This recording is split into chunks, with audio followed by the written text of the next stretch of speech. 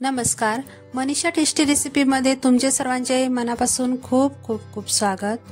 थंडीच्या दिवसांमध्ये बाजारात गाजर भरपूर प्रमाणात आलेले असतात, पण मुलांना नुसतं गाजर खायला आवडत नाही। तर त्यासाठी आज आपण अगदी पारंपरिक पद्धतीने आणि संपूर्ण माहितीसह बनवणार आहोत गाजराचा सुरेख हलवा। हलवा करताना काहींचा चिकट होतो किंवा अजिबात त्याला तूप वगैरे राहत नाही किंवा तो दाणेदारही येत नाही।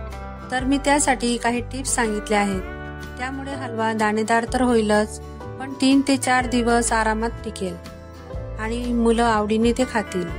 तेव्हा रेसिपीला आपण सुरुवात करूया, पण त्याआधी माझ्या चॅनलला लाईक, शेअर आणि सबस्क्राईब केले नसेल तर नक्की करा। चला तर मग रेसिपी सुरू करूया। गाजराचा हलवा करण्यासाठी इथं असे मस्त लालसर गाजर आपल्याला घ्यायचे आणि इथं मी 1 किलो गाजर घेतलेले आहे। तर अगोदर आपण यांना व्यवस्थित धुवून घ्यायचे आणि नंतर त्याची वरची साल अशी काढून घ्यायची।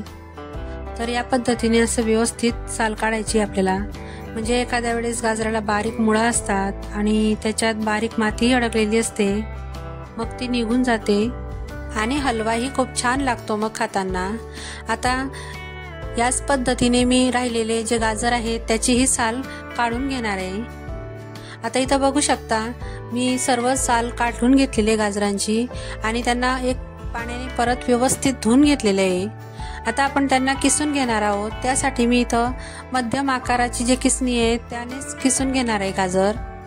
आता मी तुम्हाला इथं एक टिप सांगणार आहे। गाजराचा हलवा करताना नेहमी मोठ्या साईजचेच आणि जाड आकारामध्येच गाजर घ्यायचे, म्हणजे ते लवकर किसले जातात आणि लवकर त्यांची सालही निघते आणि खाण्यासाठीही ते व्यवस्थित लागतात। तर या पद्धतीने हे व्यवस्थित मी गाजर किसून घेते आणि गाजर किसताना मीडियम साईजमध्येच किसणी घ्यायची, म्हणजे जास्त जाडसरही किस पाडायचा नाही आणि एकदम बारीकही नाही, असं मध्यम आकारामध्ये जर किसणीने किसलं तर व्यवस्थित आपला जो गाजराचा हलवा येतो तो व्यवस्थित येतो। तर बघू शकता या पद्धतीने किस व्यवस्थित पडतो। आता राहिलेले गाजरही मी या पद्धतीने किसून घेणार आहे। तर इथं मी सगळे गाजर व्यवस्थित किसून घेतलेले आहे आणि आता आपण गाजराचा हलवा करून घेणार आहोत। तर इथं गाजराचा हलवा करण्यासाठी मी गॅसवर एक कढई गरम करायला घेतलेली आहे। जाड बुडाची कढई असते ना ती घ्यायची, म्हणजे गाजराचा हलवा करताना तो करपत नाही आणि व्यवस्थित येतो। आता कढई व्यवस्थित गरम झाल्यानंतर त्यामध्ये 2 चमचे मी साजूक तूप घेतलेले आहे आणि 1 चमचाच्या आसपास मी शिल्लक राहू दिलेले आहे। आपल्याला ते नंतर टाकून घ्यायचं आहे। तूप वितळल्यानंतर आता त्यामध्ये मी जो गाजराचा किस होता तो पूर्णपणे टाकून घेते। या पद्धतीने सर्व व्यवस्थित टाकून घ्यायचं आहे आणि आता आपल्याला हा व्यवस्थित असा किस परतून घ्यायचा आहे तुपामध्ये। आता आपल्याला अगोदर 2 मिनिटं गॅसची फ्लेम मोठीच ठेवायची आहे आणि मोठ्या गॅसवरच हा व्यवस्थित परतून घ्यायचा आहे, म्हणजे तो लवकर असा सॉफ्ट होतो। पण याला असं सतत चमच्याच्या साहाय्याने हलवत राहायचं, म्हणजे तो कढईला खाली करपत नाही आणि व्यवस्थित एकसारखा असा तो भाजला जातो।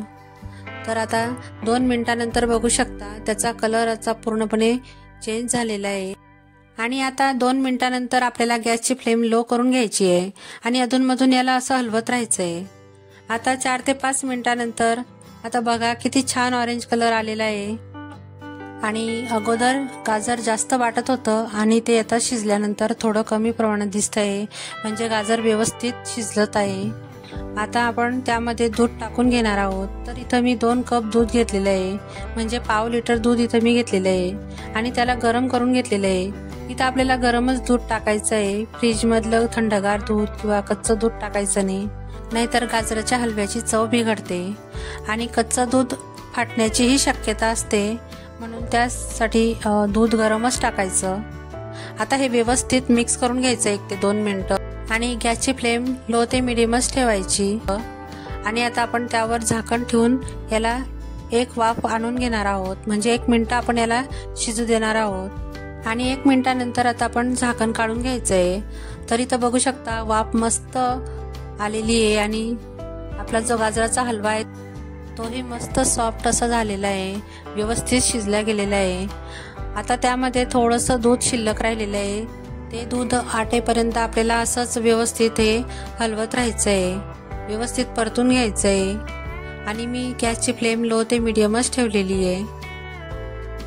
आता त्यामध्ये आपण एक सिक्रेट असं पदार्थ टाकणार आहोत। आपण गाजराचा हलवा पारंपरिक पद्धतीने करतोय, त्यामध्ये आपण खवा टाकतो पारंपरिक पद्धतीमध्ये, तर इथं मी बिना खव्याचा हा हलवा करते।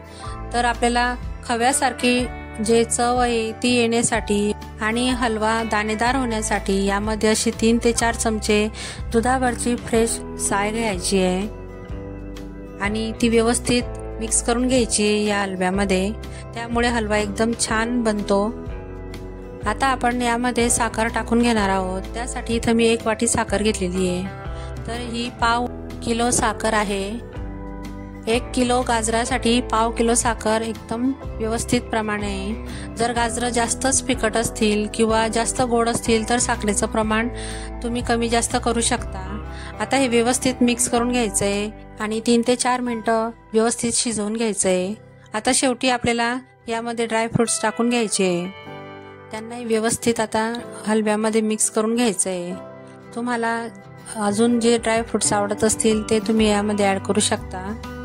तुम्ही याच्यामध्ये वेलची पावडरही ॲड केली तरी चालेल, त्याची चव फार छान लागते। आता बघू शकता हलवा व्यवस्थित कोरडा होत चाललेला आहे आणि आता आपण त्याच्यामध्ये तूप टाकून घेणार आहोत। तर हे घट्टसर तूप आहे, ते मी गरम करून घेतलेलं होतं आणि ते टाकलेलं आहे। यामुळे काय होतं तर हलव्याला व्यवस्थित तूप सुटतं आणि मस्त आपला हलवा रसरसीत तसा दिसतो। तर इथं बघू शकता हलवा आपला व्यवस्थित परफेक्ट शिजला गेलेला आहे आणि मस्त तूपही सुटलेलं आहे। आता त्याला परत मी 10 ते 15 सेकंद असं व्यवस्थित मिक्स करून घेणार आहे आणि गॅसची फ्लेम बंद करून घेणार आहे। आता मी हलवा एका प्लेटमध्ये सर्व करून घेणार आहे। तर इथं बघू शकता आपल्या गाजराच्या हलव्याला किती छान रंग आलेला आहे आणि त्यामध्ये असे मस्त ड्रायफ्रुट्स दिसत आहेत आणि किती छान तूपही सुटलेलं आहे। मस्त असा लुसलुशीत आणि चवीला एक अप्रतिम गोड, मस्त असा दाणेदार आणि थोडाही चिकट वगैरे नाहीये, असा एकदम मस्त असा आपला हलवा तयार आहे। आता त्यावरतून मी असे ड्रायफ्रुट्स टाकून घेते, त्यामुळे हलवा एकदम दिसायलाही छान दिसतो आणि मुलांना खायलाही तो खूप आवडतो। आपण शॉर्टकट न करता असा पारंपरिक पद्धतीने आणि व्यवस्थित असा हा आपला गाजराचा हलवा केलेला आहे, त्यामुळे तो आरामात 3 ते 4 दिवस टिकतो आणि तुम्ही तो प्रवासातही घेऊन जाऊ शकता। मुलांच्या डब्यावर किंवा 2 पाहुणे घरी आल्यावर तुम्ही झटपट अशी स्वीट डिश म्हणूनही देऊ शकता। तर तुम्हाला ही माझी रेसिपी कशी वाटली ते मला कमेंट करून नक्की सांगा आणि हो, आवडल्यास लाईक करा, शेअर करा आणि सबस्क्राईबही नक्की करा। चला तर मग पुन्हा भेटूया अशाच एक नवीन रेसिपी सोबत। तोपर्यंत मस्त खा आणि स्वस्त राहा।